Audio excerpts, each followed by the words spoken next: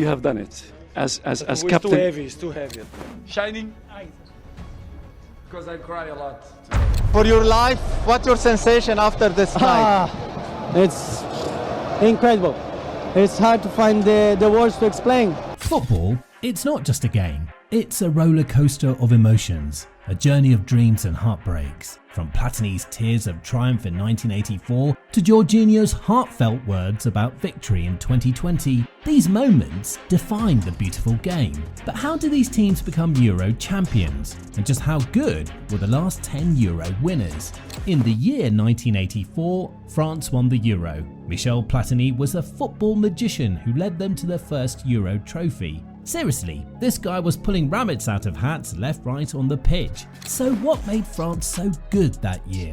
Well, their tactics were all about fluid attacking football. Think of it as an early version of tiki-taka, but with more flair. And at the heart of it all was Platini, the guy who scored 9 goals in 5 matches. Can you believe that? Another key player was Jean Tigana, the midfield maestro who made everything tick. Tigana was like the engine room of the team, driving forward with insane energy and precision. These two were the dream duo. France's journey to the final was nothing short of spectacular. They cruised through the group stage with 3 wins, including a thrilling 3-2 victory over Portugal in the semi-finals, where Platini scored the decisive goal in extra time. This goal will give them a spot in the final against Spain. The match was tense and tightly contested, with both teams battling hard in the midfield, but the breakthrough came in the 57th minute, and it was that man, Michel Platini. A free kick that seemed to have eyes of its own, slipping through the hands of Spain's goalkeeper Arconada. The goalkeeper who saw them through the semi-finals with his saves found its way into the net, and the stadium erupted. With just minutes to go, Bruno Bellon sealed the deal for France. With a burst of speed and a cool finish, he put the game beyond Spain's reach, giving a 2-0 lead to France, and the home crowd went wild. These heroics by Michel Platini earned him the Golden Boot and won France their first Euro trophy. France 1984 was all about flair, goals, and Platini's magic touch. But our next winner was the Netherlands, and they had a man who stole the show and the heart of every Netherlands fan. We've got Netherlands. Van Basten in the middle, arriving now, that's Van Basten! It's Van Basten! It's a goal for Holland! It's, Van Basten! 2-1 Holland! Kieft! Van Basten! Now let's take a 2-hour trip from France to the Netherlands in the year 1988, where total football reached its peak and Marco van Basten etched his name into football history. So what was it about the 1988 Netherlands team that was so unique? They employed a new style of football called total football. It was all about attacking flair, positional interchange and fluid movement. And the one and only Marco van Basten, a striker with a taste for the exceptional, was spearheading this charge. The Netherlands defeated the Republic of Ireland and England to glide through the group stage. They placed a fierce West German team in the semi-finals, and it was very close. After extra time, the score was tied 1-1, and the dramatic penalty shootout ensued. After maintaining composure, the Dutch won the penalty shootout 4-1, with Van Basten scoring the game-winning kick. Now, to that final against the Soviet Union. From the beginning, it was tense as both teams wanted to win this trophy. However, Hullit's header in the opening minute, which rose high, marked the breakthrough. Then 8 minutes later, Van Basten's incredible volley from a close angle on the right side of the box was a great moment of surprise.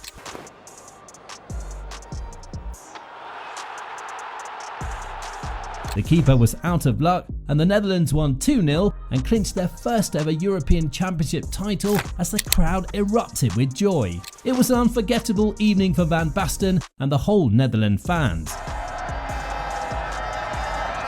Now, we take another 2-hour flight to the city of Stockholm, where we would see the underdogs defy the odds. Denmark. The year 1992 came with a surprise, and this year we witnessed one of the greatest underdog stories in football history, Denmark's fairy tale victory in the European Championship. So what exactly made Denmark's victory in 1992 noteworthy? You see, they weren't even meant to be there. It wasn't until Yugoslavia was eliminated due to political unrest that the Danish team managed to qualify. At this time, most of the Danish players were on beaches and vacation when they were called back, and they went on to win the Euros. We did, yeah. It was weird. I mean, obviously I came back from from my first season at United, very disappointed about not winning the championship. And all I really wanted was to go on holiday and not think about football. But we still had a game for Denmark against the CIS before they went to the tournament in Sweden. So we were reporting for training every morning.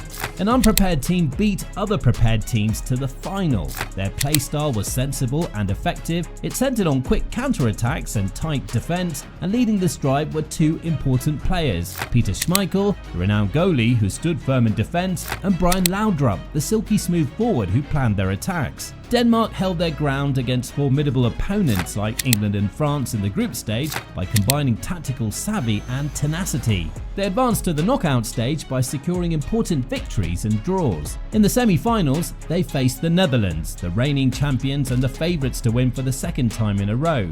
It was a thrilling match that ended 2-2 after extra time, and then came the drama of penalties. Denmark prevailed in the 5-4 shootout, with Schmeichel making crucial saves, which led them to the final against Germany. Both teams put up a fierce fight, making it an intense match. In the 18th minute of extra time, John Jensen's powerful shot into the net gave Denmark the lead and broke the deadlock. And to seal the deal, Kim Vilfort added a second goal to complete Denmark's improbable run to the European Championship title and secure a 2-0 victory. And the reigning voices of joy, Denmark won, lifting their first trophy. Now, from the underdog story of Denmark to Germany's triumphant comeback in 1996, welcome to England. England hosted the 1996 final, and the only thing on Germany's players' mind was revenge.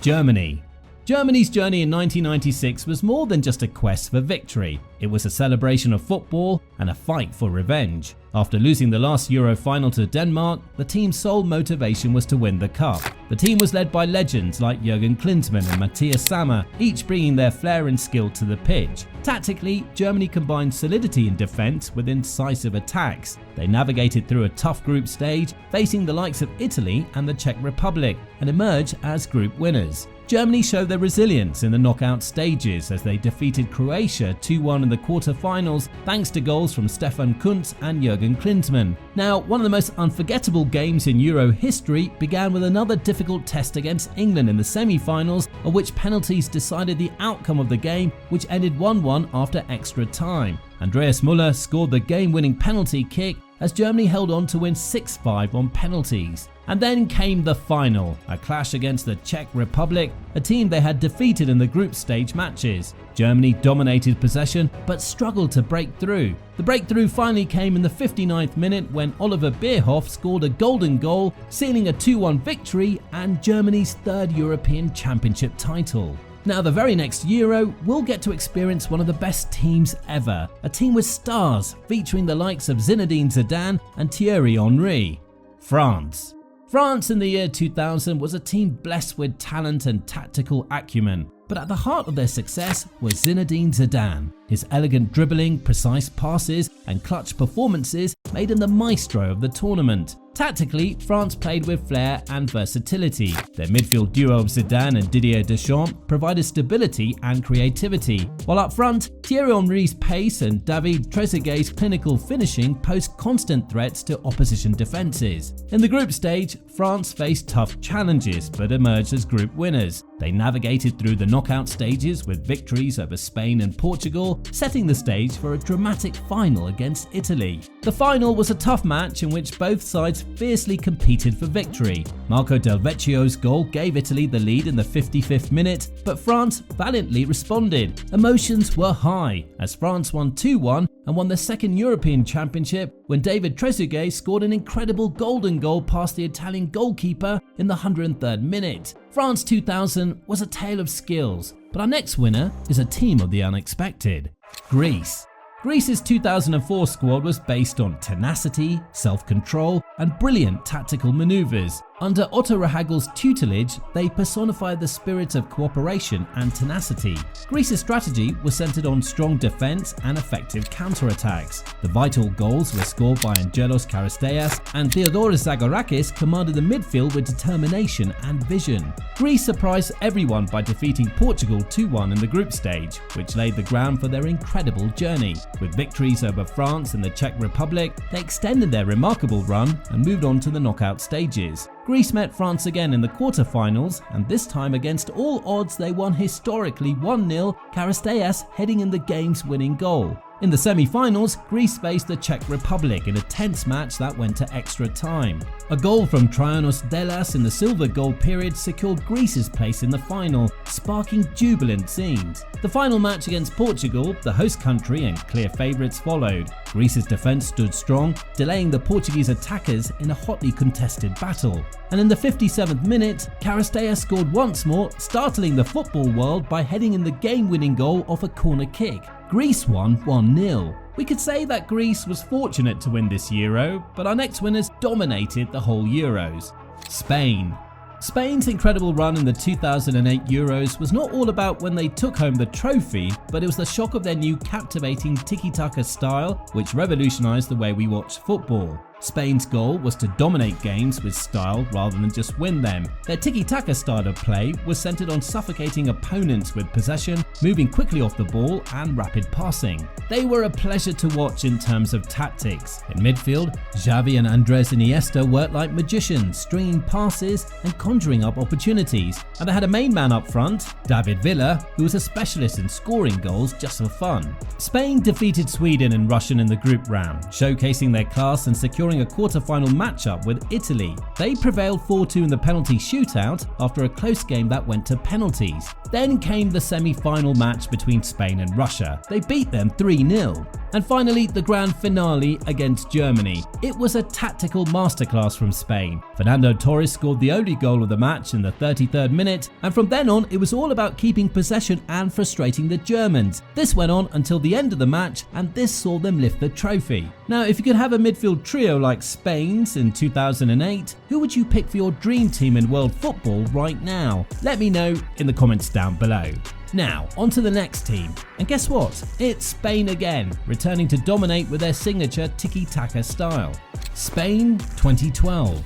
They were shining, maintaining their dominance in that tiki-taka fashion. Under the direction of Vicente del Bosque, they carried out their strategy perfectly. In the midfield, Xavi and Andres Iniesta were like wizards once more, working magic with every touch. Spain dominated over Croatia and Ireland in the group stage, showing no compassion. They advanced easily to the elimination stages. The semi-final matchup with Portugal was fierce, extending to penalties. Spain won all of them, with Iniesta clinching the victory. And then came the final against Italy, a rematch from 2008. Goals from David Silva, the Manchester City superstar, and Jordi Alba sealed a 4-0 victory, cementing their status as Euro royalty. And this was the last trophy ever won by the Spanish Golden Age players. Spain's reign of dominance and winning back-to-back titles was eventually succeeded by Portugal, who clinched their first Euro trophy. After so many years of near-success syndrome for Portugal, they finally won their first ever national trophy. Tactically, Fernando Santos had them playing with heart and strategy. The team focused on defence, soaking up pressure. Ronaldo was everywhere, leading, motivating, and of course scoring when it mattered most. In the group stage, Portugal had a slow start with draws against Iceland, Austria and Hungary. They faced criticism, but they kept their heads up and pushed forward. They advanced to the knockout rounds due to the late winning goal from Iceland against Austria. They ended up in third place in their group. Portugal really came into its own in the knockout stages. Do you recall that quarter-final matchup with Poland? Even though things were tight, Ronaldo's leadership was evident when he scored and helped the side win 5-3 in penalties. Then came the semi-final against Wales. Ronaldo and Nani both found the net, securing a 2-0 win and booking their spot in the final against hosts France. At the Stade de France, the final was quite close. Portugal kept their ground despite Ronaldo's early injury, and Eder's stunning strike in extra time sealed a 1-0 victory, securing their first European Cup. The Portugal team showed resilience, from having a bad start to winning the UEFA Euros. And speaking of resilience, our next team failed to qualify for the World Cup and then went on to win the Euros. 2021 will see Italy under the composed leadership of Roberto Mancini. After failing to qualify for the 2018 World Cup, the Azzurri set out to regain their dignity, and they succeeded splendidly. Mancini had them playing magnificent attacking football from a tactical standpoint. The group possessed a strong defence, controlled possession, and applied heavy pressure. Lorenzo Insigne was brilliant up front with his goals and inventiveness, while Jorginho was the rock of midfield. In the group stage, Italy demonstrated their class with wins against Wales, Switzerland and Turkey, leading Group A with a spotless record. They were just too powerful to stop. The elimination stages were a true challenge. They played Belgium in the quarter-finals, which was an exciting and dramatic contest. Italy won 2-1 with goals from Insigne and Niccolò Barella, and after a 1-1 draw, the semi-final matchup with Spain went into extra time and then penalties. It was an incredible thriller. Jorginho coolly converted the game-winning penalty as Italy prevailed 4-2 in a shootout. And then the grand finale against England at Wembley. The atmosphere was great, with England fans going wild, and then England took an early lead. But Italy fought back with Leonardo Bonucci's equaliser in the second half. The match went to penalties, and Gianluigi Donnarumma became the hero, making crucial saves to secure Italy's 3-2 victory in the shootout. Italy eventually took the trophy to Rome, and not home, and this today has been one of the biggest comebacks in their history. As we approach the Euro 2024 quarter-finals, the burning question is, who will emerge as the next champion? Italy, the defending title holders, won't be reclaiming their crown this time after their early elimination. England's form has been inconsistent, and France have yet to have a goal from open play. However, as we've seen in past Euros, anything can happen. So, who do you think will triumph in Euro 2024? Share your predictions in the comments below, and make sure to subscribe to our channel for more videos like this. And if you want to know more about the history of the Euros, you can check out our first video on the channel.